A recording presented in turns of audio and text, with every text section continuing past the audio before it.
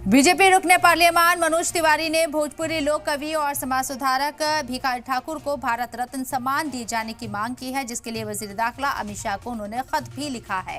ये बड़ी खबर आपको बता रहे हैं मनोज तिवारी के जरिए, क्योंकि दिल्ली से वो बीजेपी पार्लियामान है। मनोज तिवारी उन्होंने भोजपुरी लोक कवि और समाज सुधारक भिखारी ठाकुर को भारत रत्न सम्मान दिए जाने की मांग की, जिसके लिए उन्होंने खुद यहाँ वजीर दाखिला अमित शाह को खत लिखा है और उनकी तवज्जो मरकूज कराई है।